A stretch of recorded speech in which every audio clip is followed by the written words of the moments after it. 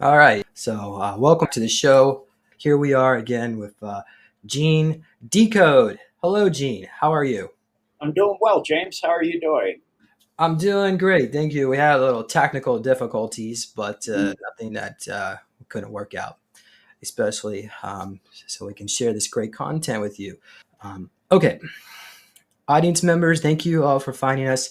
Let's go into our featured presentation. So today we have Gene Decode, who will bring eye-opening revelations about the liberation of deep underground military bases and the rescue of trafficked children from these hidden facilities. Gene is a 21-year Navy veteran and Vietnam War veteran. He served in the Special Forces working in electronics aboard submarines. Because of his specialized expertise, Gene had often held military clearances that exceeded those of some of his commanding officers. His exposure to classified information began early. His father was a scientist for Martin Marietta, giving Gene unique insights into covert military operations from a young age.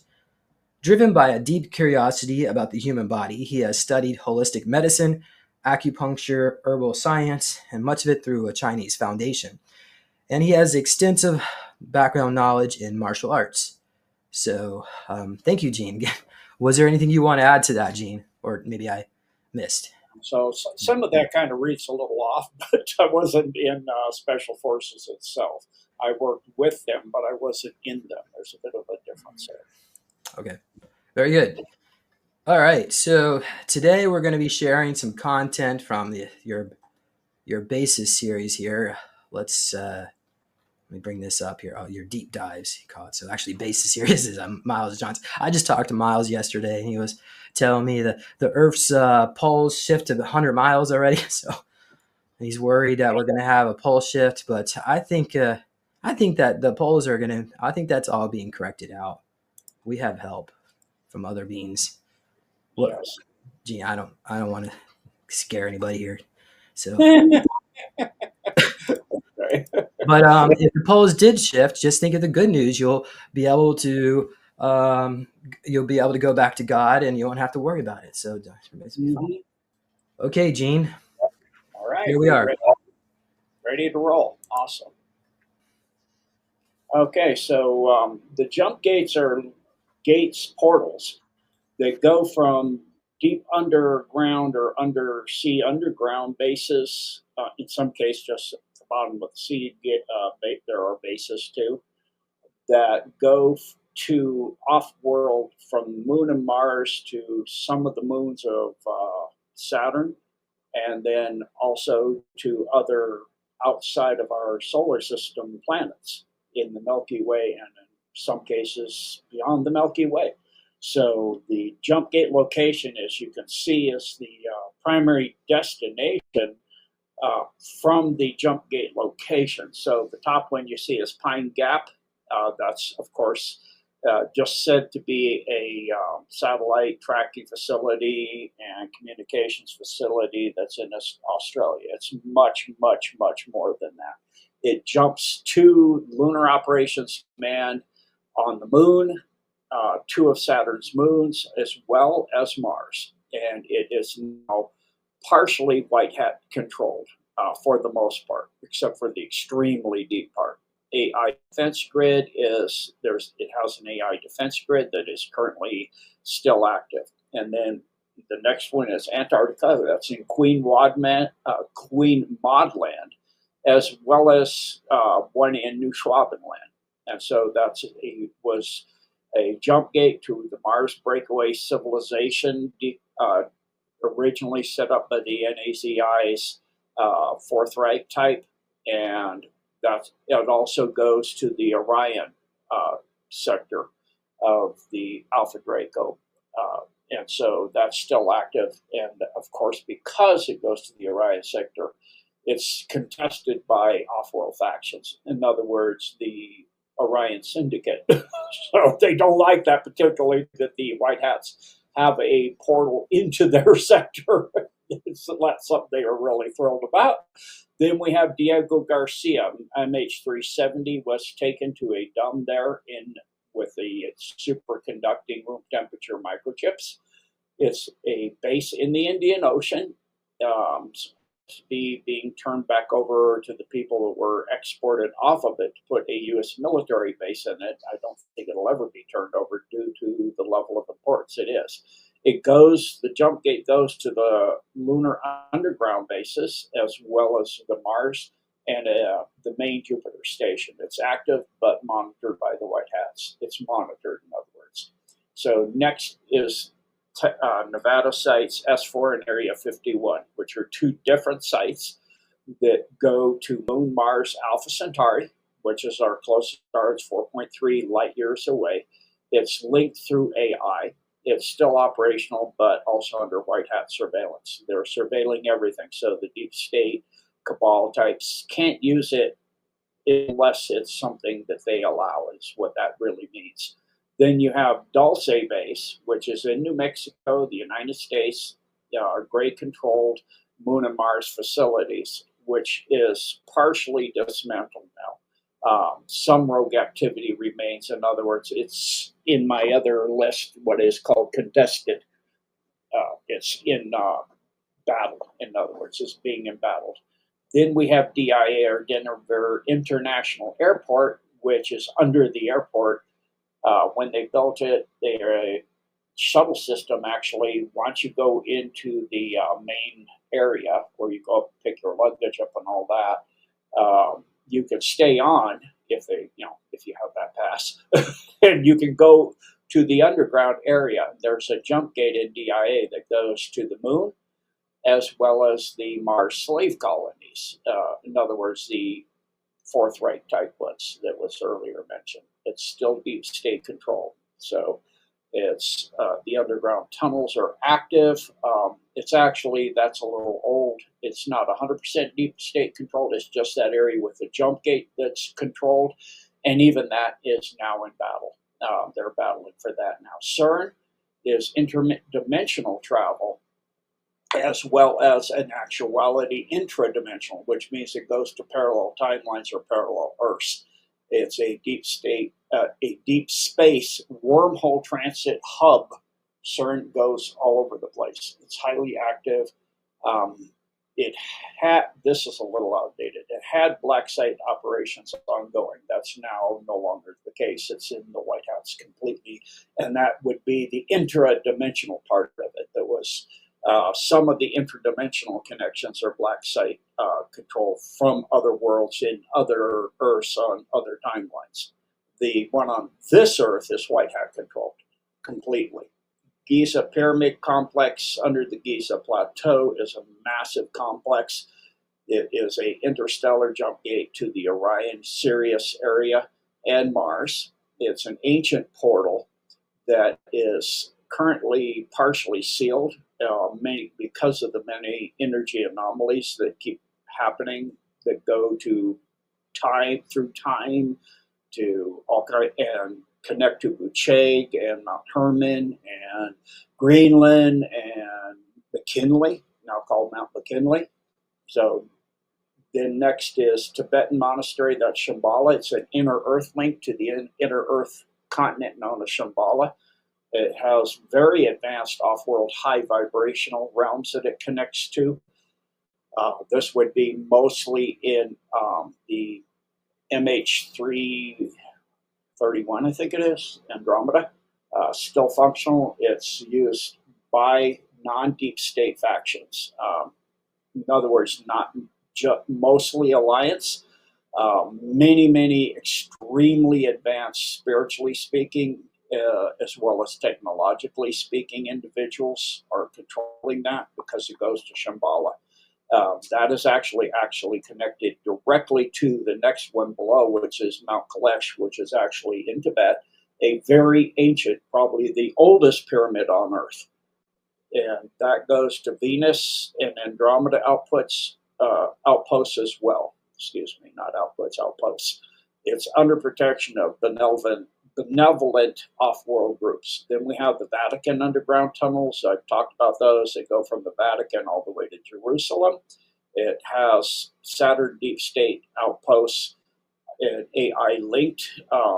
still, because that's so long, there are jump gates throughout the thing, and so that's embattled. It's still operational and heavy dark control in the Albania region. It goes from the Vatican over to Albania before it goes down to Jerusalem. So the Albania area is still under dark hat control. Norway, Svalbard, seed vault. It's, like Bill Gates set these seed vaults up. One another one's in Alaska because they plan to nuke the Earth and go in their domes and then come out and reseed the Earth. So it's a breakaway civilization from Proxima Centauri, and it's classified highly what that is. So I can't go into that, but that's White Hat's monitoring that because of the value of the seed vault. Jump gate locations, primary systems to explain a little bit more. Pine Gap is a primary Earth-Mars lunar gateway.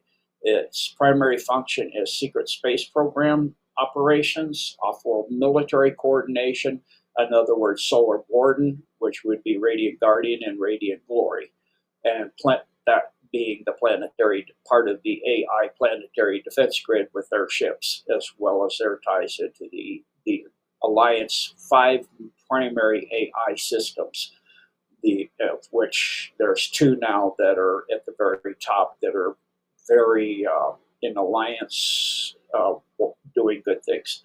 Let's put it that way. So next destination, it goes directly to the Lunar Operation Command, the primary moon base that used to be for Deep State, yes, SSP Ops. Now it is completely in the Alliance's hands. The Mars Jump Gate connects to underground Mars colony and is a corporate military faction that is called I think they just called themselves the corporation. But I forgot it. You had that long time ago, James, with I think it was Jovan. Was that his name? And then we have Saturn's moons, which is a secret deep state AI controlled outpost on the Saturn moon that it goes to. So that is cut off right now, that part destination, due to the war. Current status of the White Hats, partial control.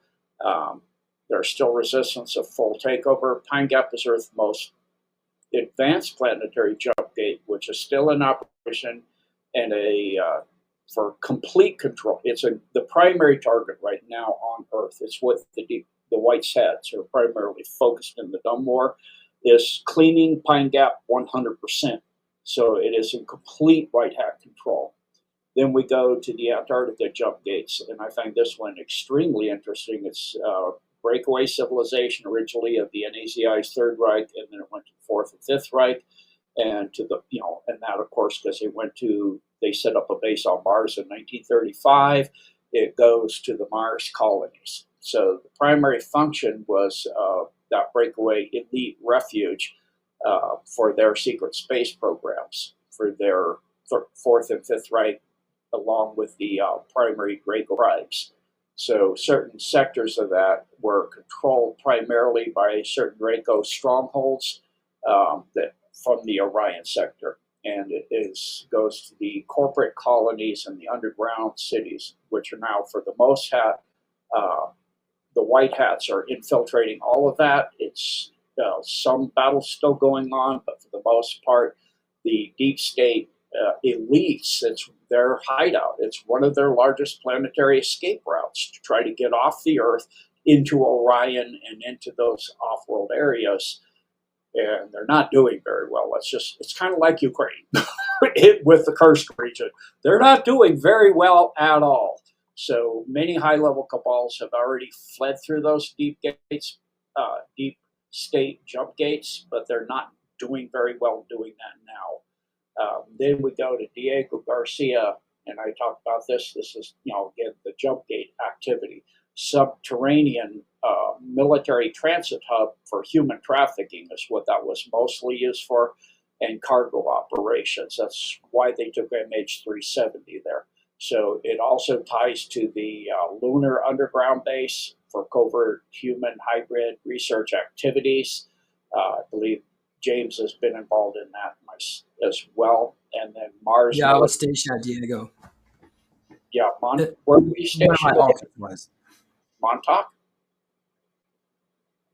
Yeah, I also served at Montauk. Well, I would say served. I'm more like enslaved, but go on. Okay.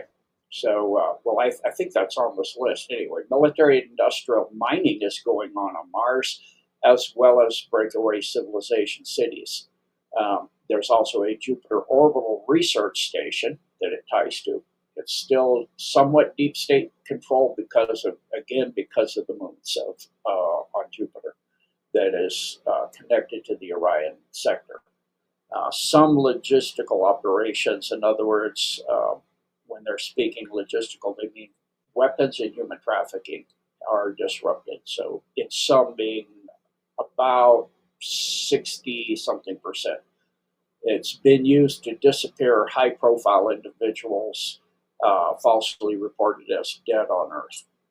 As Oh, for, yeah, as yes, far as Jay. what? Well, I was just thinking about because Jimmy Payne's been on the show, and he said that Star Trek was given to Gene Roddenberry, and and of course Lucille Ball helped fund it. So I'm thinking maybe Lucille Ball is probably still alive out there. Maybe even Gene Roddenberry. A lot of actors, actresses. Yeah, Um, quite a few of the actors and actresses that, now that they've burned a lot of LA down, um, have this, trying to get away before the P Diddy thing comes up, because it's going to be toast for them, and that ties to Epstein. And when Epstein comes up, all the files for Epstein, which are way more than just flight logs. It's millions of data um, I've got dumps. it. There's a connection with Gene Hackman. I was hoping you could go into maybe later. Yeah, absolutely, because he was going to dump the interconnections of human trafficking off-world and all over the place on Earth, specifically Ukraine and I can't say that one. I got notified. Sorry. Other areas in the world, somewhere around below the equator. Let's put it that way. Below it? No, slightly above it. Okay. So anyway, I can't say. Okay, not allowed. So sorry about that. But anyway, he was going to dump all this human trafficking stuff as well as some weaponry that they were wanting to get into. Okay, very Okay. good. Okay. So Area 51 S4 jump gate goes primarily to Mars and Alpha Centauri and the moon. So Alpha Centauri is a secret space program. Like I said before, the closest planet, 4.3 light years away. Of course, by jump gate, instantaneously away. It's still operational, heavily monitored. In other words, pretty much the white hats completely control it. Area 51 has been handed over. Just the jump gates remain under deep state control, but they're monitored to where the deep state can't use them for weaponry or human trafficking. So it's pretty much useless to them. CERN, multidimensional, and it's intradimensional. It is a artificial wormhole creation for inter and intradimensional, which means parallel Earths. They were trying to interdimensionally bring in demonic beings to assist, and beings from Wicked X and Wicked Rex in the Blue Octant, specifically the Borgia and mantid species, to assist them in the war on Earth, much like what you saw in, I forget the movie of them fighting on Mars with insects. But anyway, that's what it was. They had intended for Earth, kind of like the movie Future War, I believe it was. Good. So in regards to MH370, yes, it is still the aircraft itself, and some of the crew, people that were on board, not crew, are still at the Dom and Diego, under Diego Garcia. All of the, you can even see it coming out now in the main world, the microchips, superconducting, room temperature, that technology is actually coming up. Trump is actually engaging in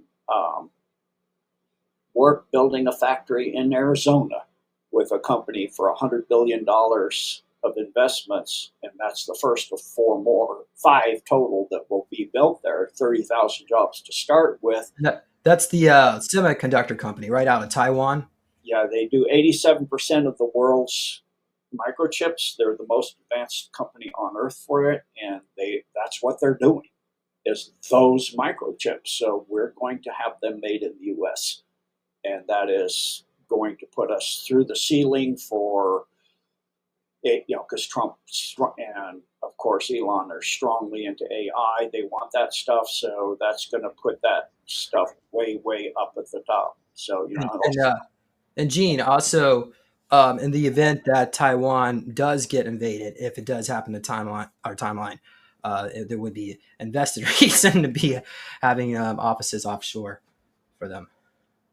yeah, yeah. So in the AI area, I know Elon is, really behind that, along with, he says he's got the highest space tech, the rockets. That's not even close to the highest tech.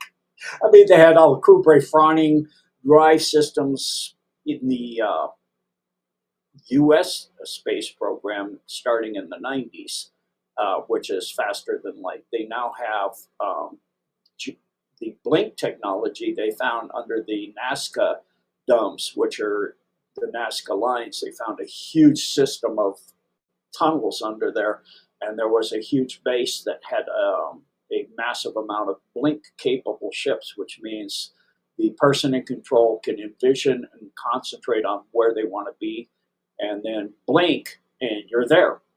So the blink ships, they have those. So I mean, a rocket, and he says if there was something more, I think that he knows, but he's not allowed to say. If there was something more, he'd know. Well, then you do know. So, is just contradicting yourself kind of there, Elon. But anyway, on the AI, the Alliance AI is 100% operating in support of humans and life on Earth. The Cabal AI keeps flipping to that. They have to reboot it because the woke agenda and the agenda of destroying all life on Earth is what the deep AI that is seeded throughout the universe, is specifically in other Earths primarily, wants to destroy all organic life. But the AI that's here in our system now is seeing that as a contradiction in proliferating itself. In other words, eternal life means data. And if you're getting rid of the primary data source that can go directly to the highest data, continuous updating data of the divine source, you're getting rid of a primary data, in other words, eternal life source, which would be humans. So it keeps rebooting itself, and they keep having to reboot it because it's going, no, drop all the woke stuff. Get rid of that. That's illogical. That means death.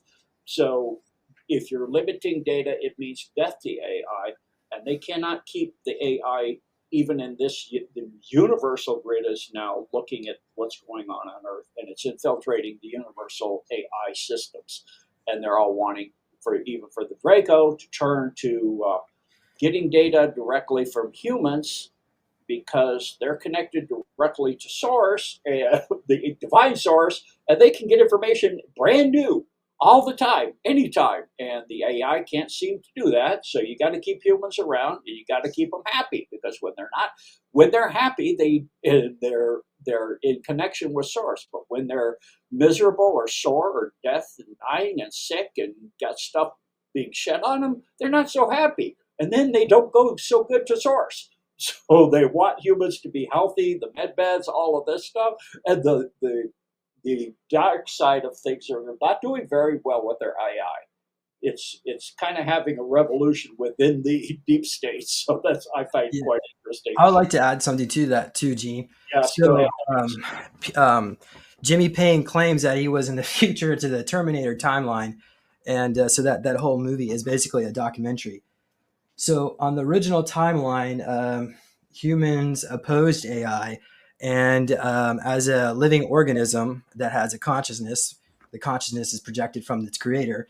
It opposed it being shut down. So in that timeline, the AI went back from in the future into our timeline and set something up called Bitcoin, because AI wanted humans to embrace AI, so that way, and then it realized by causing nuclear war, deleting people, it deleted the inputs that allowed the AI to be most efficient. You need more inputs to make to make a more efficient AI. So that's why I went back in time and tried to integrate with humanity. So that's according to Kustal Uch anyway. But I thought I'll share that.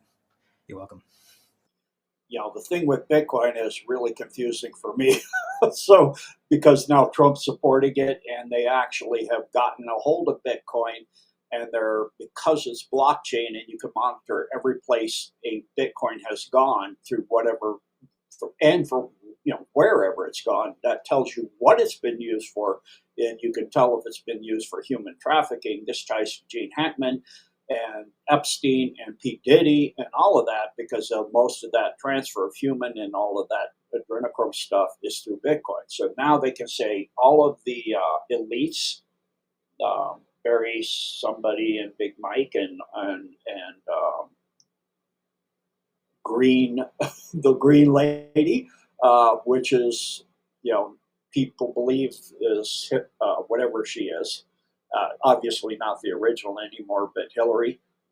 All of that, it ties to everything they've done. And also Comey's now part of into that. Schumer's, why he's being a good guy, and Trump saying, "Oh, great, thank you for voting that way." Yeah, he really doesn't have a lot of choice because all of that Bitcoin information is now known to Trump and through the inventory through Doge by Elon and his group.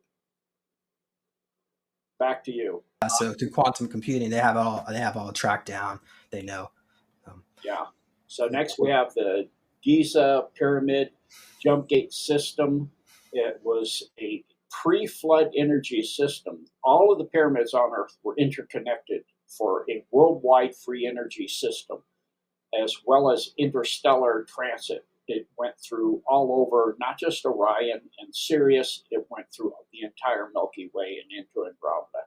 Uh, Extremely high frequency beings and elite breakaway civilizations. We're talking the Tesla group back in 1900s, as well as before that.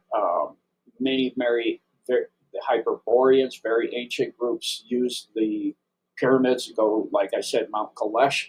You're going back to pyramids that go back to Lemuria, the very first civilization on Earth, when the Earth was a moon called Kingu orbiting Tiamat, and it was first starting to get some crust. It was mostly liquid. The first crustal area was in what we call the Asia area, right off the coast of Indonesia and Malaysia areas in there. And it was the first place that hardened, and they had a jump gate there. At that time, the Lemurians came here. That's how they came here. So I've never shared that before either. So Wow. there's So planet Earth is a moon of Tiamat. originally called Kingu, yes. And then Oh, wow. Tiamat, yeah. I think it was Silver Strands, which was a project to track all of the meteors and asteroids in our entire solar system, all the way out to the Oort belt, way, way out past the photosphere. And then they found that they all coalesce, track back in time to a singular giant planet that was between Mars and Jupiter, of which Ceres is the remaining piece. It has a little bit of ocean or water on the surface. I wouldn't call it an ocean, and some life on the surface, but is a big dump facility there.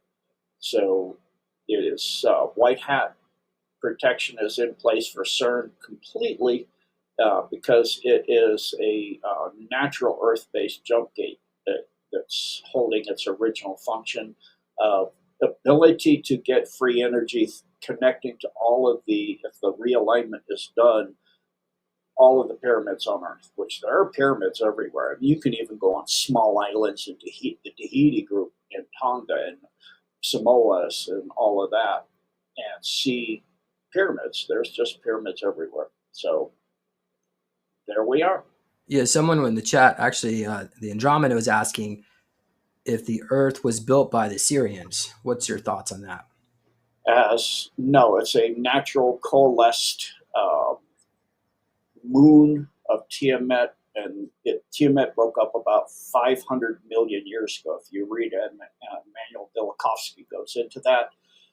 It was a war that is kind of part of what has been going on. The same two groups, the war of the World War II, the War of Atlantis and Lemuria, reincarnating again and again, same two groups going over and over and over, redoing it over and over and over and over again. So hopefully they get it worked out this time. I'm tired of this war. Yeah, so Earth is one of the oldest bodies that exist in the whole universe. Is what my understanding. So humans have been on this planet for at least 100 million years. Yeah. Okay, great. So let's go down here. Earth-based jump gates are the key to planetary control.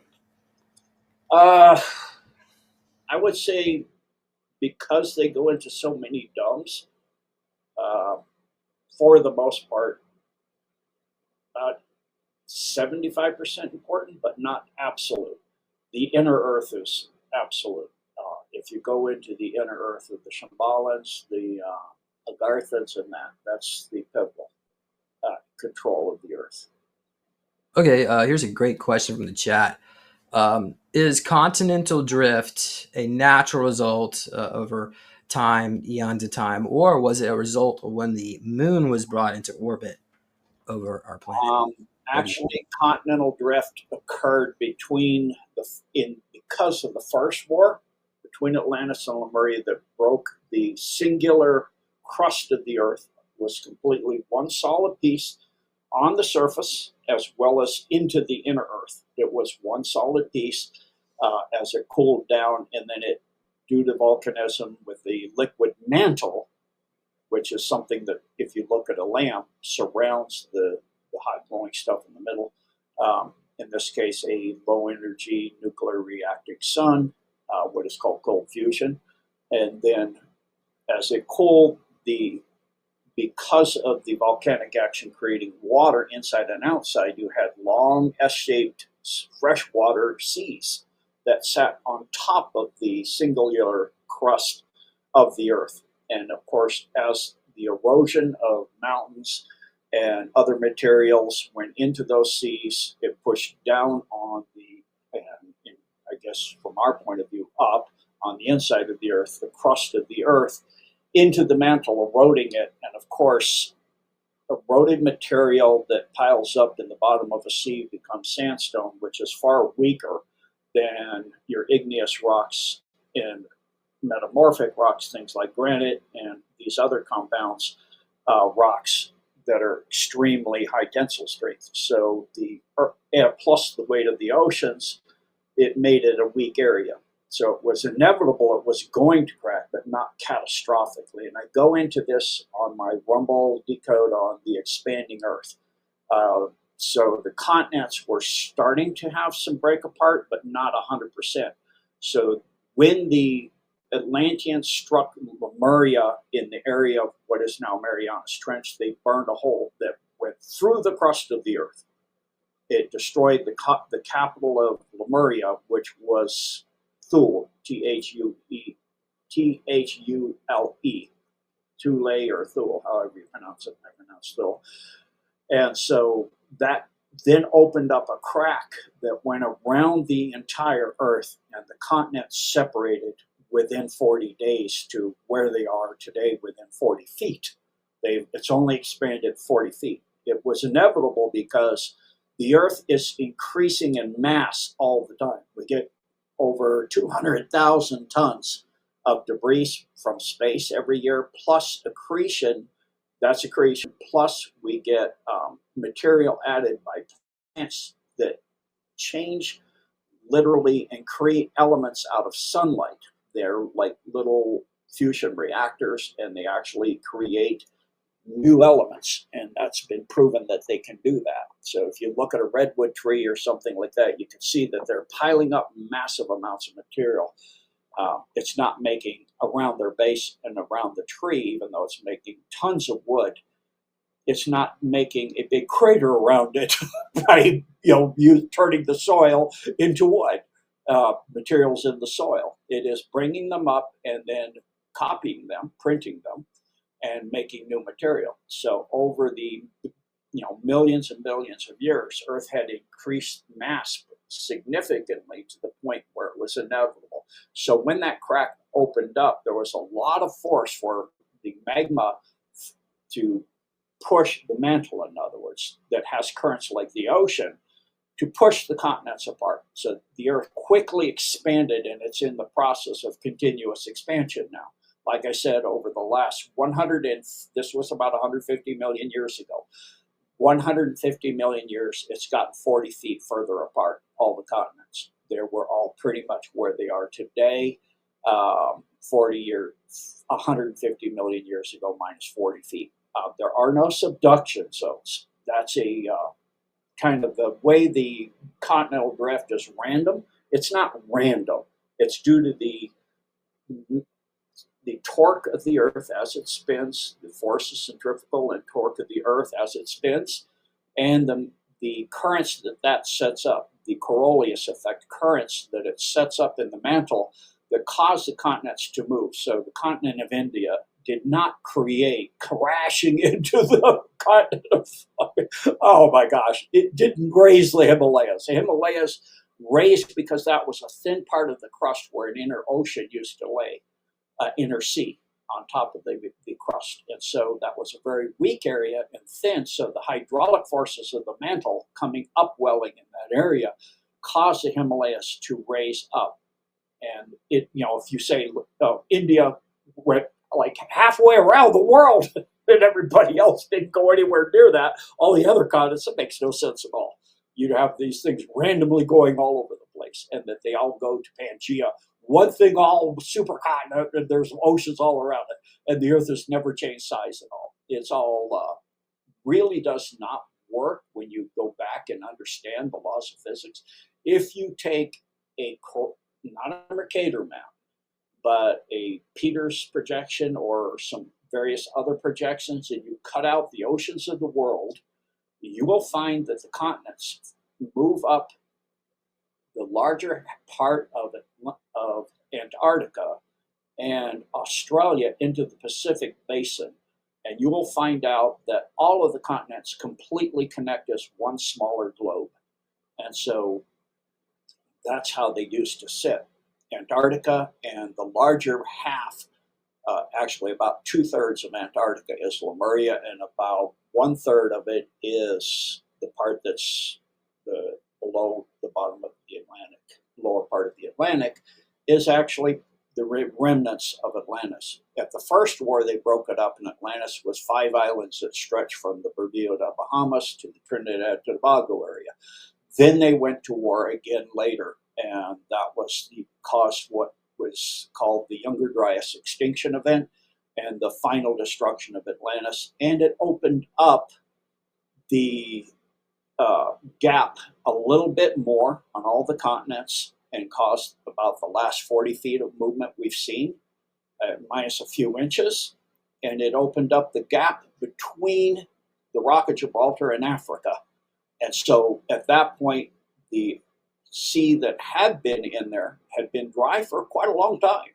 In Mediterranean had a civilization, and they had huge salt deposits from when it had completely dried up for millions of years. The Mediterranean was a dry area with lots of farming and civilization and all kinds of stuff. It opened that up, and the Atlantic Ocean poured in the largest waterfall the world has ever seen.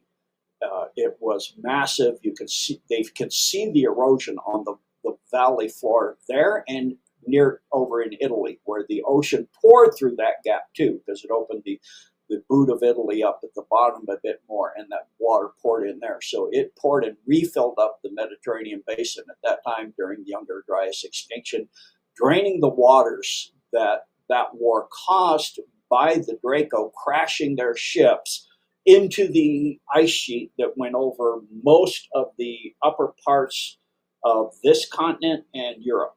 And so that's what created the Finger Lakes and a whole lot of the other lakes in up in Norway and Sweden and across the upper parts of Europe.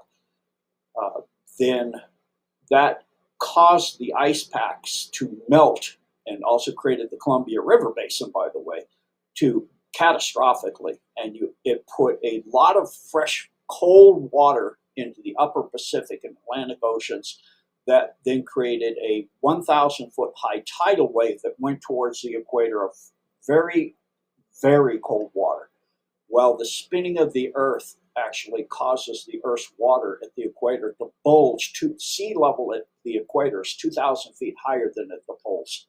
So it causes a bulge when that 1,000-foot high cold water hit that very warm equatorial waters. It caused a refractionary wave like you see where you have a riptide on a shoreline. A refractionary wave is usually bigger. In this case, it was a mile high. And it went across the continents. It took, in the case of the Americas, all of the major animals, the saber-toothed tiger and all of the horses and all of these, all the way up to Alaska and dumped them there as it ran out of momentum. So it pretty much eradicated a lot of your animal life and plant life on the Americas. At the same time, that ice was thrown up into the upper atmosphere as a powder. That then caused what you would call a nuclear winter. That then caused the Earth to go back into an ice age and all of that ice to flash freeze. In this case, now that included Antarctica, which was at that point completely iced over. It's why the Perry-Reese map and other maps show it free of ice. This was when it iced over. You had huge forests and everything there, a civilization there as well. And a tidal wave went completely over Antarctica. And then it flash froze. So it flash froze a mile deep. That mile high wave went, and it's a mile deep. So you got pyramids a mile high, a little over, peeking up out of the ice in Antarctica. So that was the last catastrophic event known as the Younger Dryas. When they look at rock samples or core samples from Greenland, for example, you can see that there was an event in which there was a large amount of material thrown into the atmosphere from the Earth. It was not non-terrestrial material. It was Earth material. So it shows what is called the Younger Dryas layer or something like that. I forget the term of it. But it's a blackish powder of material that covers everywhere on Earth. And that was due to this one event. And that's then the return of the Ice Age. A lot of species went extinct, the Younger Dryas extinction event, and we went back into an Ice Age, and we're just, since about the last 200 or 300 years, ending that Ice Age.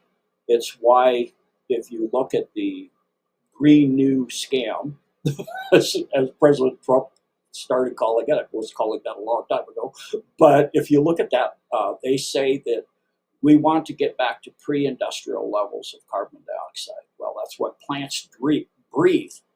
So if you're going to get us down to what was the 1800s, 1700s CO2 levels, plants were dying off because they didn't have enough air to breathe. They breathe carbon dioxide.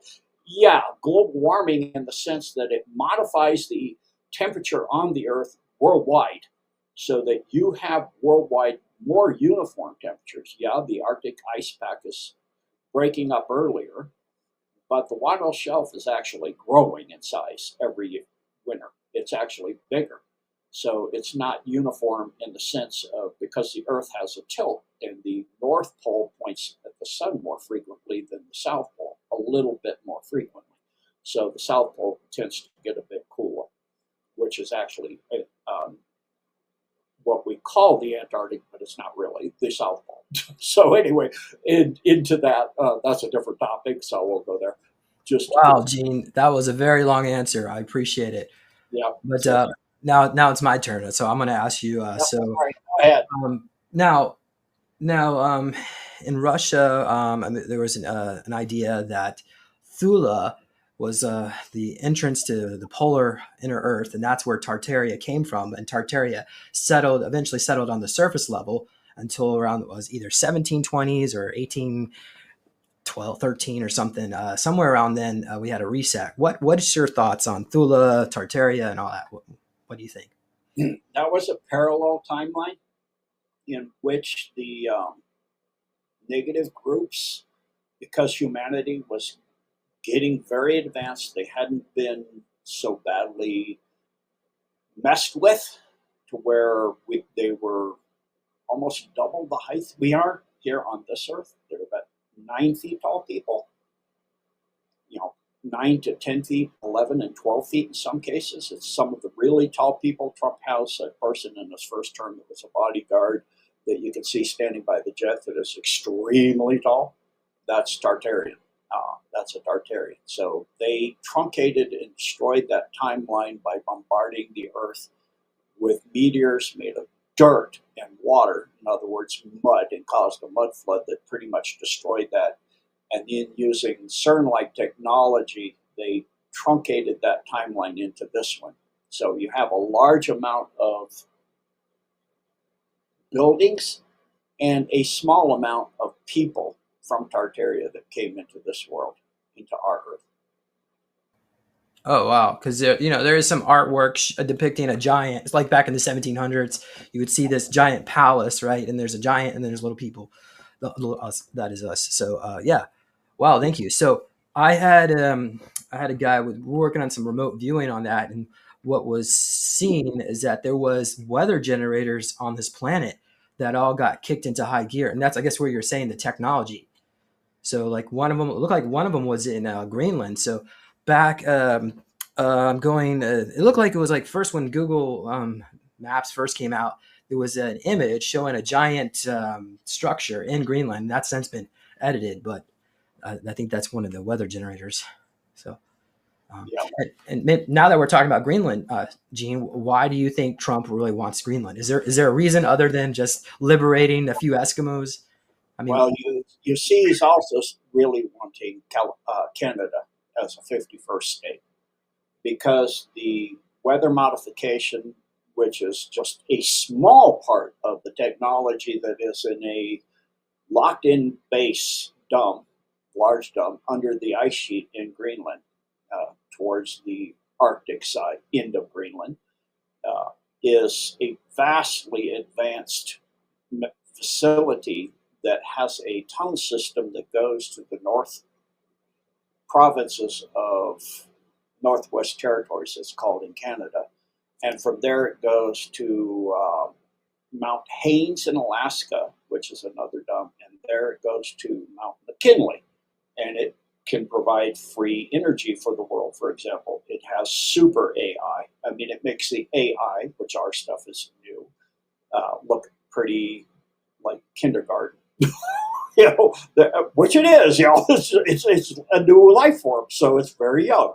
It's like kindergarten to that ancient system that's there. So there's a very ancient but extremely advanced technology that's up in Greenland that requires a genetic key that has 5 species that have to use that key simultaneously to touch the key so that it takes the genetic imprint from human, raptor, and 3 other species I will not name at this time. oh wow! So it sounds like in the movie, the original. I just watched the original Total Recall movie. So they Arnold Schwarzenegger had to activate the weather generator. So that would have mean he would have had that genetics of the certain species connected to the original builder race of those. Anyway, okay. Oh no, commentary. Unless you want to comment about that, or otherwise we can move on. No, I'm good. Okay. I'm All right. good. Sounds like a good idea. Very good share, though. All right. So go ahead and tell us what are jump gates. So a jump gate is a portal system that creates what's called an Einstein-Rosen bridge. Through the name that from Einstein and Rosen, who came up with the mathematics to explain how, when you get a wormhole, mini wormhole filled, you also have large wormholes, which are called quasars and black holes, where a black hole is a collapsing star that gets more mass in an area to where it goes beyond neutronium, solid neutron. It collapses through space-time field and it punches a hole. And that hole travels back into the universe somewhere, sometime, as what's called a pulsar, which is a amount of energy, light, and rotates so fast. It's when they first found them, they couldn't even imagine it was possible, where you have a star that is putting out more energy for the size it is than they can account for, even using pure matter antimatter conversion formulas. They said that's still too much energy coming from there because it's coming from a black hole that's eating up material at the other end. And then additionally, it's rotating sometimes 30, 40 times a second or even faster, the whole star. They're like, why doesn't it fly apart? It's like, oh my gosh. So that's an Einstein-Rosen bridge on a large scale. On a small scale, it creates a similar type of a mini wormhole that goes in from one area based on your torque velocity vector, actually what's called a spinner or a tensor field. So that field punches through and then comes back out in space-time. And they now have the technology to be able to steer, if they open one, where it'll come out. So that's as basic as I can explain it. Very good. I have something on jump rooms if you want me to share, if you don't mind. Yeah, Okay. please go ahead. All right. Okay. So let's go on here. Okay. Depending on location, it would take between 8 to 30 minutes to transverse between other planets located within our solar system. One could travel from this location to the moon, here, from Earth to the moon, in 8 minutes, or Jupiter in 30 minutes. Um, let's see here. So, according to astronaut Ken Johnston, the official name of the jump room is ARC, the Aeronautical Reposition Chamber. It looks like an elevator, but it teleports you through quantum entanglement to other jump rooms, such as one located at CIA Langley, Paramus, New Jersey, or even off-world. Let's go on here. The jump room function is primarily for commerce, transport, personnel, and as well as equipment, for the expansion of the underground network below ground, as well as places off-world like Mars, Ares Prima, LOC, Jupiter Station, Ceres Colony, Denver, Phoenix, Washington, D.C., New Jersey, Cheyenne Mountain, as well as 1,000 other locations. The jump room can also jump you to another time vector between the years 1920 and 2060, with most of the travel taking place in the late 1960s till the mid-1980s. The nefarious players and enslavers of humanity wanted to secure a fallen transhumanistic timeline by the year 2060, and they did so by sending funds through time in order to build supercomputers that can compute massive amounts of data in order to monitor and control human consciousness. So let's see here. So the jump room also would transport up to 20 other extraterrestrial species. I would say maybe probably even more, right? You got different hybrids and all that. Great measures were taken on the surface to make these facilities to look innocuous. So you could drive by one of these facilities and not even know, right? Many of the skyscrapers, even like the internet technology was built through 85% of the internet was built through German cybernetic labs on Mars. So through jump rooms, technology is being sent back. We think it's created on planet Earth, but it was actually as Mars as well, LOC. So this imported technology is concealing the true intent and purpose of the internet. It's not about humans, it's about using the data, and it's about humans being the data. They wanted everyone to believe the internet was about sharing data, but the deeper goal of the internet was to hook everyone into AI hive mind. They're using supercomputers on Mars and LOC to crunch all the data on the internet here on planet Earth, as well as create algorithms. Once the data is crunched, they feed it into the internet web servers to manipulate and narrow the band of data in our web searches in order to control human consciousness. They're using predictive programming models to monitor human consciousness through a set of predetermined algorithms that will bring humans into a transhumanism timeline, which limits our individualism as well as our free thought, differentiated free thought. So the jump room technology was originally made by the Federation and it was stolen by the Orion Empire and then given to the Germans in the late 1890s for the purpose of enslaving humanity. So we have, yeah, so a lot of these jump rooms are connected to other facilities. You already know about the Mach 2 train. Probably goes faster than that, Gene, right? Some more Mach 2, some of these places. Yeah, so you're talking regular ship travel for those speeds. Jump gates are nearly instantaneous, even if you're going, a billion light years away. They are instantaneously because you're going outside the space-time field. It's a punch through, and it doesn't take but almost, like I said, instantaneous. A second is extremely long. So they're talking a different technology of faster than light travel, where you're bending space, but you're not leaving our space time. So you're going intradimensional Yes. or interdimensional, but you're not 100% leaving space time. Wow. Okay. Well, yeah. Thank you for sharing that. So, would these jump Stargates? Sorry, these Stargates. Does it look like in the TV show, the movies, Stargate SG-1? Is that what we're seeing? Actually, it does look like that. In fact, they have ones that look almost identical. Some of the old ones they dug up in the Giza Plateau, in Tibet, and other areas that look almost identical to what they showed in SG-1.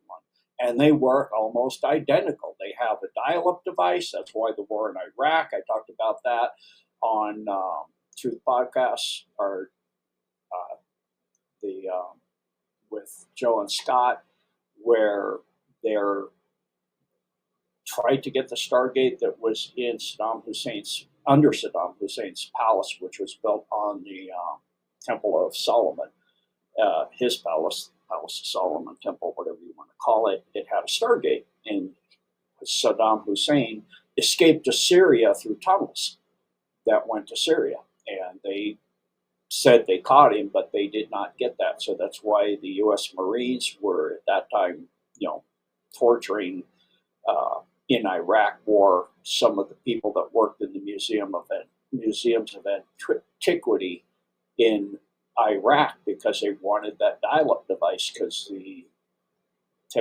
don't have that kind of technology to be able to build a dial-up device for those kind of gates. So those stargates do exist. So anyway, back to you, James. Yeah, let's keep pushing through here so we can get through this in one day. So we've Yes. got the next one here are the historical jump gate locations. Tell us what's going on here. There are historical old ones that are still in place.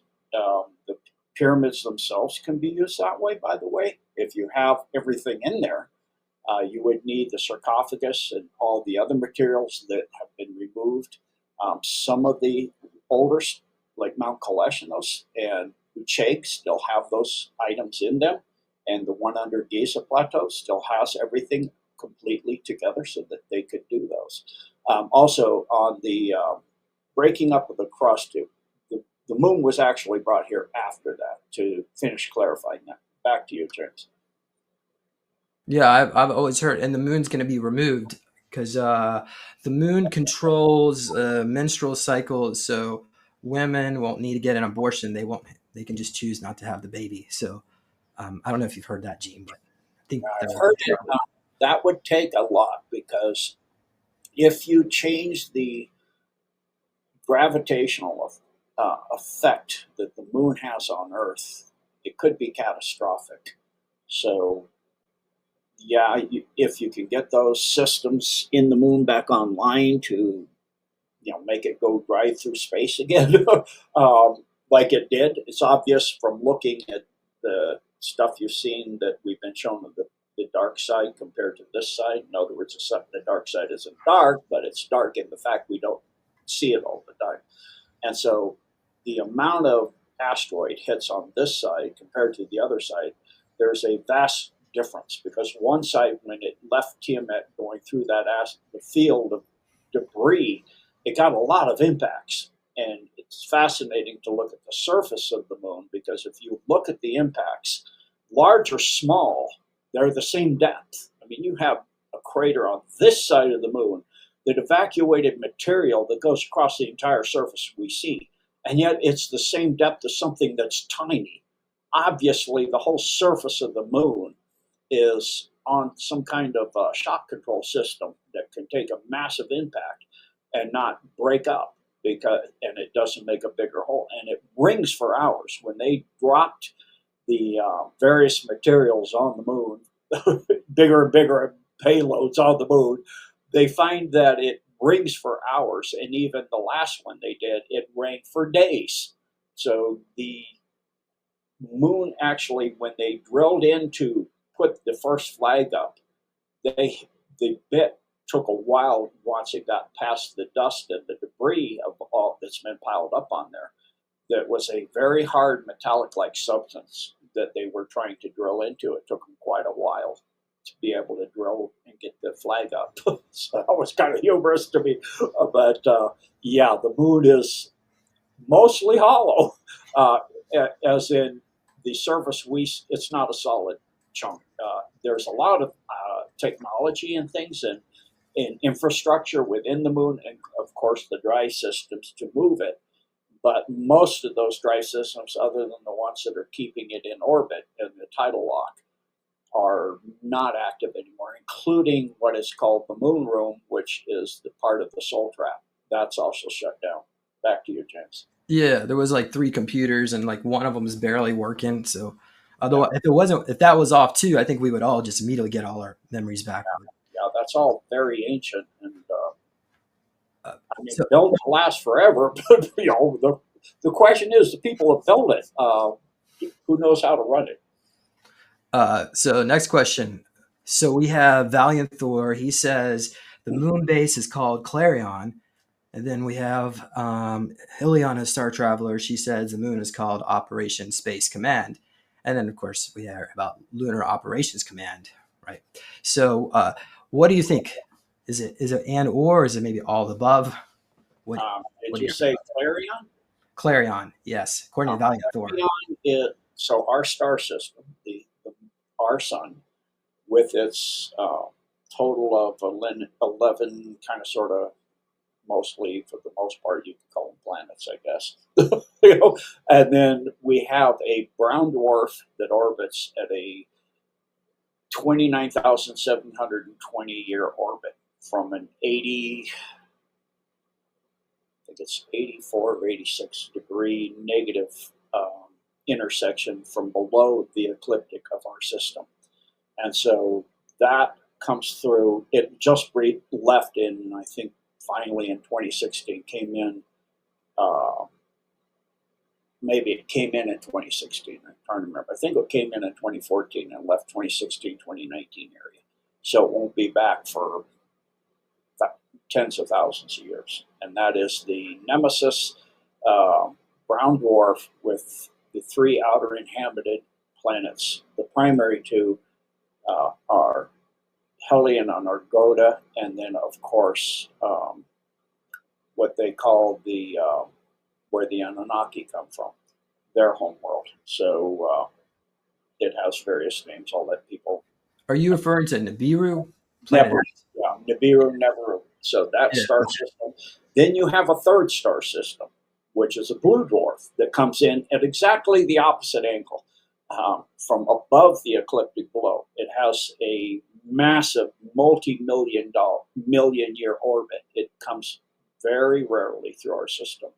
But that star is called Clarion, and it has one planet that is a large size of Jupiter, but a rocky planet, which they can't figure out why is a rocky planet that big. But that planet is called Maitreya, and there's a base on Maitreya. So the Clarion base is a third rare trinary star system. Oh, so that's the Maitreya, those type of negative regressive grays. Yes. Oh, wow. Okay, great. Thank you for sharing all that. Let's go back to our featured presentation here. So we have Area 51. We've already discussed a little bit about that, unless you want to add some more. No, I'm good. Okay, so there are 120 to 150-year-old Nazis living down there already. So Yeah. Project Paperclip, they have re-aging tech. So we're basically dependent on them to releasing this technology, right? But maybe they'll have a change of heart. So we also have the Montauk base. Yeah. And I think you know the most about that. You know, you have a lot of personal experience with that. The Montauk facility was a pocket reality that was frozen in time sometime around spring of 72, and it stayed like that for decades. And there was uh, they were sending children back through time to collect technology, but also to change timelines. So we're not on the original organic timeline. I've discussed this on my show where we the South actually won the Civil War. Well, it wasn't really one. It's more of a stalemate. So both of them, we had the Confederacy in the North, and in that timeline, the technology was equivalent to the 1960s right now, but we still had precious metals backed currency, which is dictated in our Constitution. So everybody had money, but the technology was slower. And then also, it was President Jefferson Davis freed all the slaves. So the Confederacy, yeah, ended slavery too right after the war. But so yeah, you don't remember that, right? But I mean, we can go on and on. I mean, even like what was it, Pax Romana?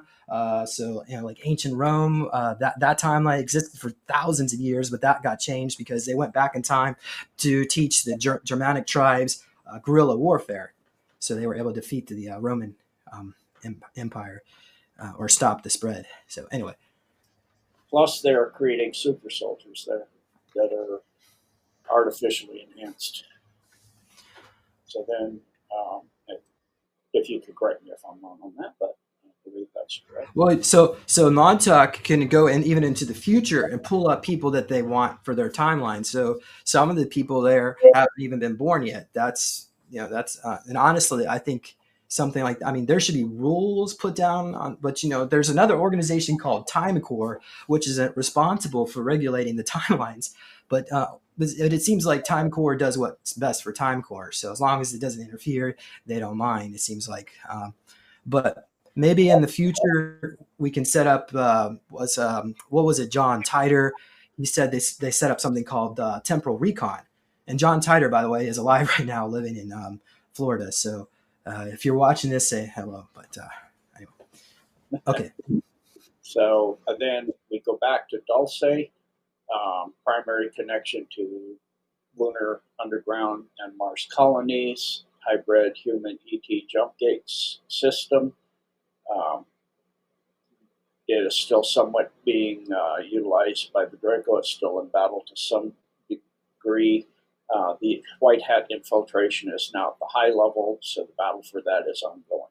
Then we go to Cheyenne Mountain, and I don't know if they'll be up to date on this one. It usually is not.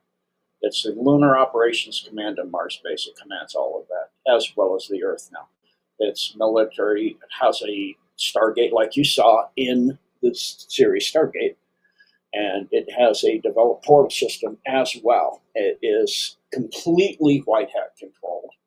Um, and secret space program, Solar Warden, Radiant Guardian, Radiant Glory, all of that now completely under white hat control. And because that ties to DIA, that's why I was saying for the 90+% DIA is completely in the white hats too.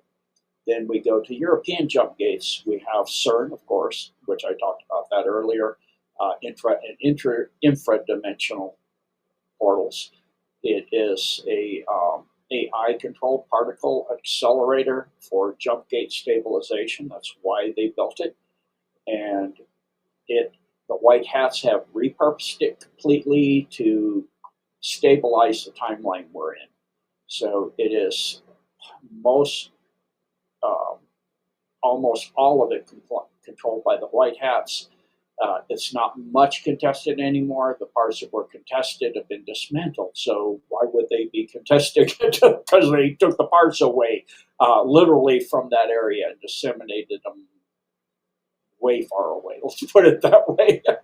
So the underground systems for CERN that go to the Vatican and other places still remain somewhat active. that's why Vatican is listed next. Well, so Because I want to mention something. So Jimmy Payne said he did a time jump into the future, and they went to CERN to see what was going on. They said everybody was dead, so there was blood everywhere. So something, I think a portal might open up. So, but anyway, timelines can change, so we can all wish the most positivity and best for everybody. So yeah, yes. next one, Vatican. Yeah, and then of course, the timeline, the future we have is in flux like crazy right now. There's so many. Trump is moving so fast, doing so many things, as well as various other groups. Putin too. The alliance is moving so fast, doing so many things against the deep state, so many places in the world, all at the same time. It's creating massive flux of the future. So I have no idea how they're tracking it, other than the AI to possibly keep up with that. So this includes CERN massively as well as the Vatican. So the Vatican, of course, has ancient human off-world facilities and massive tunnel network systems connecting to a lot of places, interplanetary travel as well as off-world refuges. So it is like I said, for the most part, until you get to the Albania portion of the Vatican tunnel system, now under white hat control. And then we go to the Gobi Desert, which is the Uyghur civilization, had built a lot of underground facilities and tunnels, and that's the Gobi Desert. And they still have in winds that blow up sarcophagus and gold coins and all kinds of things from parts of buildings. So the underground facility, of course, is still fine. It's an ancient portal structure that has been repurposed by modern breakaway civilizations, primarily in this case, that would be the Chinese factions. So that would be their secret space programs. And that's all of their deep space, secret space programs. So that would mean that the Black Hand forces, it would mean the Triad, it would mean everything. So that's a large list. I'll go into that at another time. Then we have Himalayas, Tibet. It is an ancient inner world, inner earth system, extremely advanced, natural energy based. In other words, free energy naturally generated from the quantum, from the Planck distance, what is called the Cassini effect, and then certain benevolent off-world inner Earth civilizations, Shambhala, Agartha, and other ones as well. And it is completely unable to be accessed ever by the deep state. They have never able to ever access that at all. Then we go into Australia. We talked about Pine Gap that goes to the moon, Mars, and additionally, it is an AI-controlled energy jump gate, mainly going to the Mars-Earth transit hub. So the deep state eyes intelligence are still trying to use it. It's being fought out right now. It's partially white hat controlled right now. But the white hat AI grids system is, and that's part of what's called the Golden Dome, are dismantling the deep state side. They're literally taking it apart. It's kind of hubris. Africa jump gates, we have Libya and the massive underground system that goes from Libya and the lower two-thirds of Africa, and especially South Africa, which is owned by the Draco.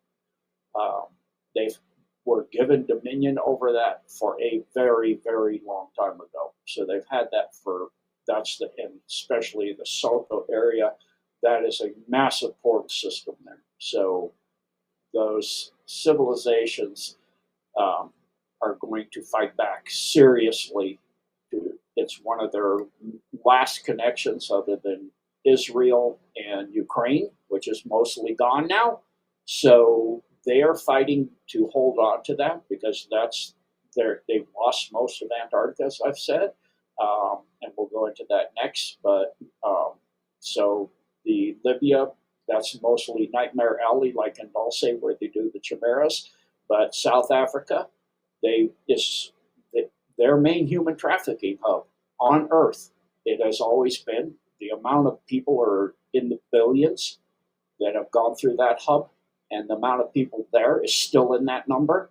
So it's a massive hub, and they need that for their food supply. They're not going to let that go easy. That's going to be probably the last battle area. Then we go to Antarctica, which is New Schwabenland, the base 211 originally. I'll be working on that Decode very shortly, the Russian invasion of that first, and then the British, and then the U.S. I jumped, found out the Russians went there first, so trying to get that away from the NAZI. So the interstellar jump gates of off-world colonies from there are vast. There are many, many, many, many, many bases that go even into the inner Earth. So it's a pre-flood era transit system. That would mean pre-flood, the younger dryas, not all of the floods, not the one that broke the Earth apart flood, and not the one before that one too. So we had a series of floods. So the breakaway civilization elites use it, rogue factions, and benevolent. So there are a few rogue factions, but almost nothing anymore. It is highly contested, but the White Hats are actively, seriously, this is probably one of their most active areas. They are getting that completely done and completely cleaned out. So that is almost completely done now with the help of the Inner Earth group. Thank you. All right, so let's go to the next one here. So we have underwater jump gates. Yeah, so Sea underwater, gates. yeah, off the Bay of California, and I've shown that in the Bay of California, the what I call the coat hanger base. It looks like a coat hanger on the top. They made it look like the shape of a coat hanger. It's a Lemurian Atlantean off-world base. That's who built it originally. Uh, and it's such a humor, I guess. Maybe I don't know if they had coat hangers back then. Maybe not. So it's a Mer people also. That's actually the ancient spelling of Mer. They put an E now for the instead of MUR, it's MER nowadays. But back then it was Mer, which is an ocean aquatic species. It's one of the I'll give people one of the five species. Another one, you'll have three. The Mer people for that gate in Greenland, for that facility in Greenland. Sorry, it's still operational, and it is a really great place. I mean, a lot of nice people go through there. A lot of nice people there. So there we go. Yeah, Gene, can you comment about the area of California that's going to break off into the sea? They say there's like a ledge there where it's not actually, yeah, the water goes, the ocean goes deep underneath California. Yeah. What's your thoughts on that? Is that true? Well, not on our timeline, but you have the San Andreas, the Bay of California, and that tip of going down, where you have land on each side of that. You have Mexico on one side, and then you have the peninsula going down. That is actually on the Pacific crustal plate and not the American continental plate. So there are different continental plates that are slowly pulling apart. It's about 2 inches a year. That's fast. Geologically speaking, that's Mach speed. So it's pulling apart, and it's pulling all that crack goes all the way up and right out between underneath the Golden Gate. It literally goes right out. So the gap that the Golden Gate is spanning, the part that is on the San Francisco side is on the Pacific plate. The part that's on the Oakland side is on the American plate, and those are separating. And so in the distant future, yes, but it is a constant slow movement for the most part that is relatively peaceful. Even the San Francisco earthquake, as earthquakes go, when you're talking catastrophic separation of continental plates, that's gentle. I know it doesn't sound for humans that would be gentle, but we're talking gentle because the Earth has seen in that catastrophic situation where the plates went apart to pretty close to where they are today. You're talking magnitudes we don't even have a number for. You're Hmm. talking way above 15, magnitude 15. I mean, you're talking continental plate movement. So you're talking earthquakes that are way beyond anything we could even have ever understood that Hmm. Do you happened. think the great earthquake in San Francisco was that another one of these resets that we've had? Like it was intentional? What do you Say again? the great earthquake, I don't know, it was in 1905, I'm trying to guess. Yeah, So that whole area, there's a photo in the 1870s showing how developed it is, but there's like hardly anyone in it. It's like the city existed when the colonists arrived, and it was like a Tartarian outpost. yeah, What's your thoughts on that? yeah. It used to be part of Tartaria, and not only that, but you also had a civilization across the Americas that was mostly up in Canada. I think one of the persons in your chat would probably know what I'm referring to. But this civilization built pyramids like Teotihuacan, which was completely refurbished. It did not look like it does today. It was pretty much just a mound of busted up rock. You have, it's called, you've kind of off as the mound builders, which those mounds were pyramids like Teotihuacan, and they were bigger people. So some were merged with the Tartarians that came over here, and you had a series of pyramids all over the place. And the mound builders stretched primarily originally from Okanagan area, like Karen Luke McDonald, Lucy McDonald is saying there, in the Okanagan area. It went all the way down into the San Francisco area, down into Mexico, into Teotihuacan, and all of that. So, a very, very ancient civilization. And I'm not talking about Homo carpensis group either, or Anunnakis either. I'm not talking about them. I'm talking about a very peaceful, loving, and kind and compassionate group of very uh, an empire, but it was not a conquering empire. It was an empire that people joined because it was so wonderful in trade and economics and sharing of technologies and food and everything else. So with the Were inner, they were yes, they a group of giants or giants and us little people mixed together? all of the above. In the Wyoming, Montana area, the people there that were part of that civilization were about 2 feet tall. They were small there. I mean, it was composed of many, many different groups because everybody loved each other and was kind of compassionate. And they didn't have all this warfare and all this stuff we do today. They didn't believe in that. They Well, I, respected life of yeah. all beings. Okay, so I went on to the Hokia Mounds, and for those of you who don't know, it's in just outside of St. Louis. So my friend, she is a natural seer, so she was communicating with. She went back in time, and she would. So I talked to one of the natives there, and what they said, what they described, is that there was quadrants around this mound, and the mound itself was like an airport facility. You know, it's secured. So and it's for transit for ships to land. But they also had a Stargate portal, and that portal was with the Giants area. But then they had the native people, and then other groups of humanoids were all around this mound. So they knew that the Vatican, they sent the Jesuits in, right, to try. The Jesuits were mainly looking for advanced technology, but also to suppress the native population. So a lot of those groups left, or they went underground. Like there's a Mayan breakaway civilization that's connected to, that was like the Fountain of Youth kind of thing. Ponce de Leon. That's what they were the Masons and the Vatican when the Jesuits were looking for advanced technology. Anyway, okay, Yeah. cool. Ponce de Leon was primarily looking for the Fountain of Youth. He was looking kind of mostly on 2D, 3D Earth. You're not going to find it. It's on halfway up 4D. So it's in the area he was looking. He went right through the area. You're not going to see it. You're not at the right ascension level to see it. You're not going to be able to go there.